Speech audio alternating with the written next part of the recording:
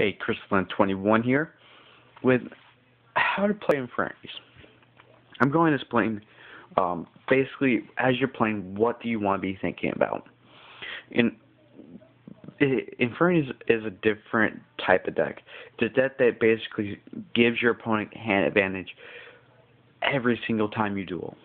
You will never have the hand advantage, but you don't want to lose field advantage. Field advantage will make it so that you are way behind your opponent. So first off, I want to talk about what do you want to be thinking about as an Inferno player. You want to be, as you're playing Infernities, you want to be thinking like a general of a smaller army facing off against the biggest army in the world. You're going to have less advantage, but you're going to be on the home field. You're going to have the field just the way you want it. If they take out something on the field, you got to make sure you can replace that. Make sure that you're not going to lose too much of an advantage by losing anything on your field. Your hand will be nothing. You won't have an option there, so you basically got to be relying on your deck, your graveyard, and your field. Only thing that's in your hand that you'll ever use is Archfiend. Everything else you will either set or activate or summon. A lot of times, there are very few times that you'll ever want to keep something in your hand. So, as you're playing, just keep thinking about that. Think about, okay, do I want to go off right now? Do I have enough resources to stop anything that he's going to do? Can I, even if he stops something I do, can I come back from that? Can I win even if he stops my plan this turn? If you're a smart player in general, you'll always be thinking about three things.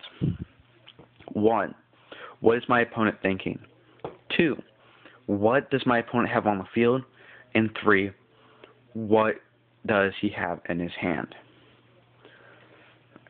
The hand one is definitely big, but it's not as big as it used to be, because before effect failure was ran at 3, and you had to run at 3 because effects were going wild and all this other stuff.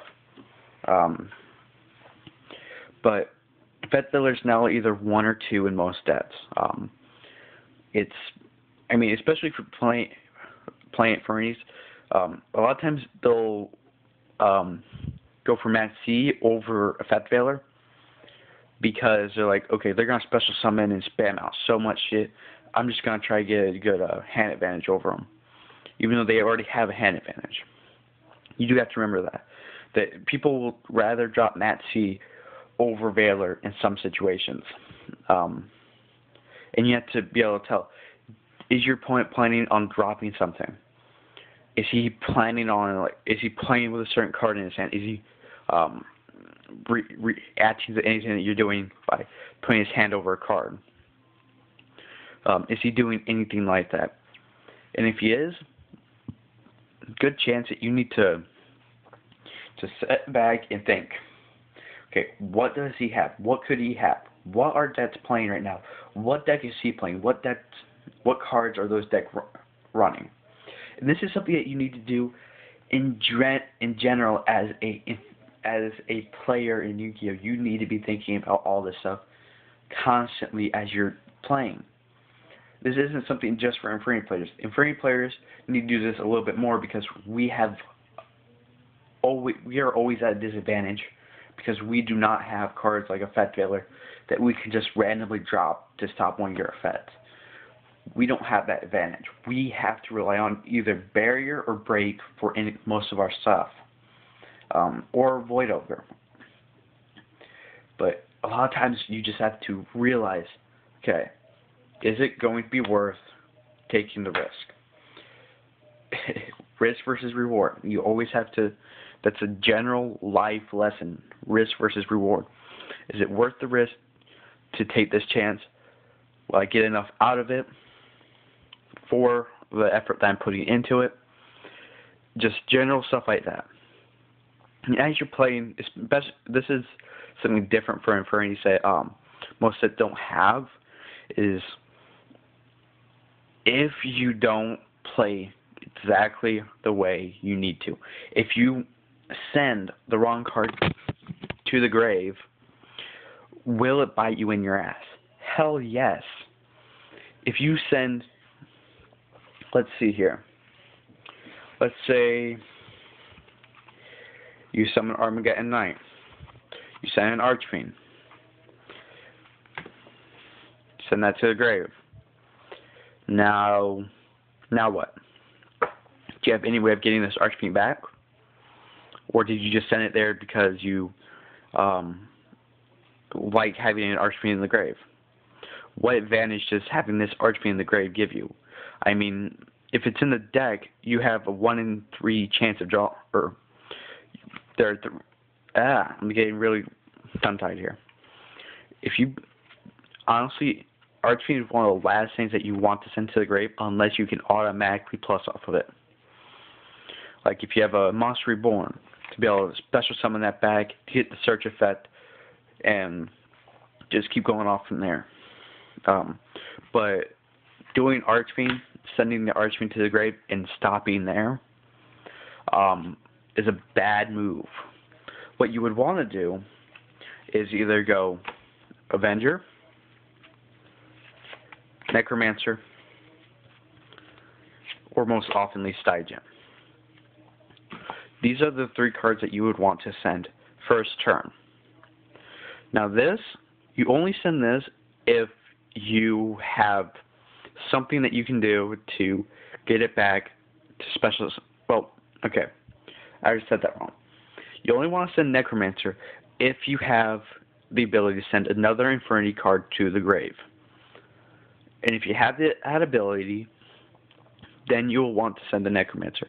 But if you don't, most often not, these are the only 2 cards that you want in your graveyard. You don't want to draw Avenger. You don't want to draw Stygian. So send those 2 to the grave. Now, if you have no cards in hand, Avenger can be a little bit more helpful in the defensive by special summoning itself so that you don't get hit for another attack.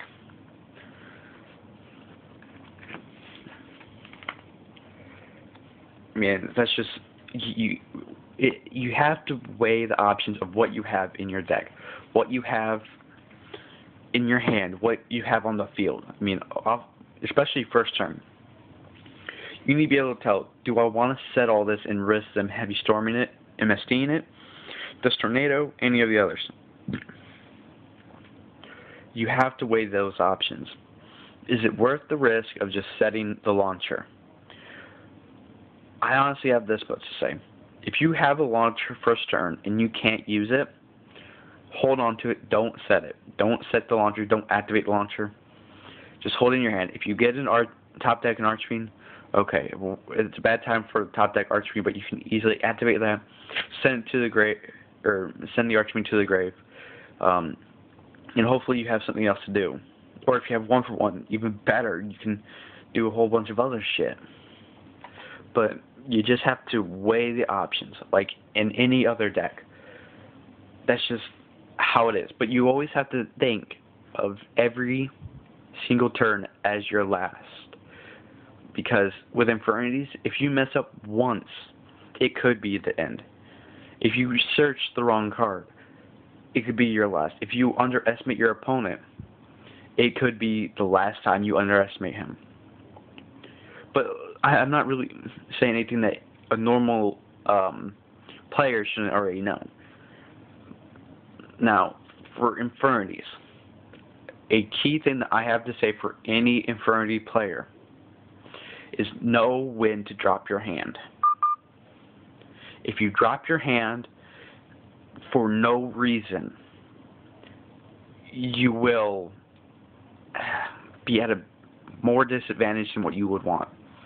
Like, a lot of people are like, okay, it's Infernities, he's just gonna drop his hand. For me, if I'm playing Infernities and I know I have, like, let's say, a break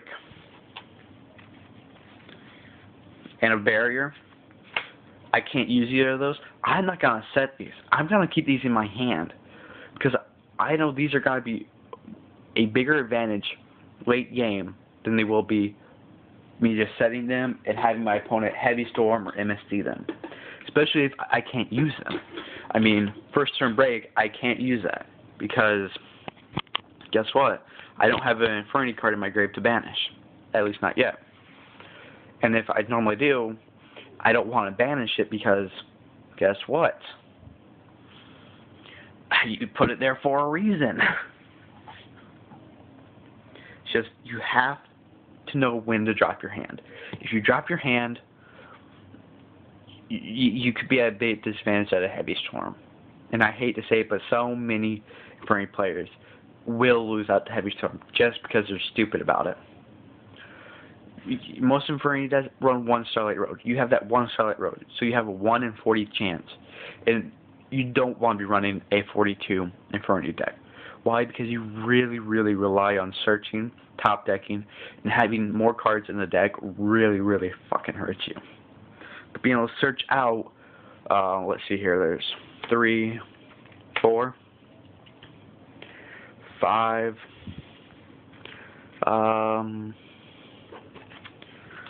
6, 7, 8, 9, 10, 11, 12, 13, 14. You can search for 14 of your 40 cards. That's a lot. Now, a lot of times you won't search for Archfiend, but he's still a target. You can still search for him. But you have all these targets. I mean, taking all these out of the deck, I mean, that's 14 less cards that you have to worry about drawing. I mean, top decking Necromancer and Archfiend, that's not that bad. I mean, top decking Mirage isn't bad either. But you also have cards like Dark Refer, Armageddon Knight to thin your deck. I mean, let's see here. Bullish Burial thinning, 1-for-1 thinning. You have all these options to thin the deck. Why are you putting more cards in the deck? You don't want all those cards in your deck. There are very few cards that you want actually to have in your deck. One of those is an Archfiend. Another is a launcher. You always want to have a launcher in the deck. Unfortunately, you can't because you can only run one. But having a Mirage in the deck is good. Having the Mirage in the grave after you use its effect is good. But having a Mirage in hand is bad. You want to be able to use that Mirage as soon as you get it, so you don't have to worry about it clogging up your hand, which Mirage will do. Mirage will clog your fucking hand. Now, for everything that I've said, a lot of it's general idea for any player. Some of it's specifically for Inferno players. Now, it doesn't change if you're playing Monk or Beetle. Beetle, it changes a little bit because Beetle, you're going to be more explosive. You have to be, because if you don't, and you try to hold back for a turn, you could lose all the advantages you just gained by playing Beetle. Monk is just a different type of Inferno, but you still want to keep in mind about all the effects and when to drop your hand. Especially with Monk, because you want to always have that spell card that you can use for its effect. So you always got to be aware of what you're putting down. Do I want to get rid of my hand right now, or do I want to hold it on and risk not being able to use an Archfiend's effect? That's stuff you always want to weigh. And I do recommend, if you don't feel comfortable setting your hand, don't. Keep 1 or 2 cards that you think, okay, I want to keep these for later in game when I can actually use them or chain them to something. So let's see here. There's not much else I will say right now, because I'm just trying to explain to a lot of people how to think about when you're playing Infernities. Because you don't want to be too explosive. OTKing yes, it works when it gets off, but if they stop you, what are you going to do now? You wasted all your resources on going for the OTK. Now what do you have? So yeah, it's Crystal 21. Peace.